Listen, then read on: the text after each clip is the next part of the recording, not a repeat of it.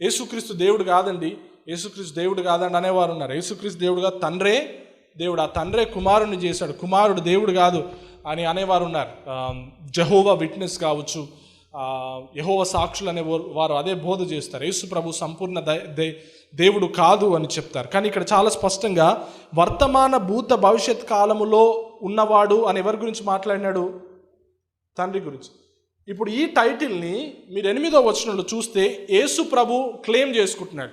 యేసు ప్రభు నేనే ఆ వర్తమాన భూత భవిష్యత్ కాలంలో ఉన్నవాడు అన్నట్టు. చూడండి, వెరీ ఇంట్రెస్టింగ్. ఆల్ఫయు ఒమేగయు నేనే, వర్తమాన భూత భవిష్యత్ కాలంలో ఉండువాడను నేనే అని సర్వాధికారియు దేవుడునకు ఎవరు చెప్తున్నారు?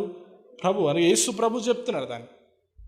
సో జీసస్ క్రైస్ట్ ఆ టైటిల్ని లేకపోతే ఆ విషయాన్ని ఆయన క్లెయిమ్ చేసుకుంటున్నాడు. ఇంకో రకంగా చెప్పాలంటే తండ్రిని నేను మీకు కనపరుస్తున్నాను అన్నాడు కదా.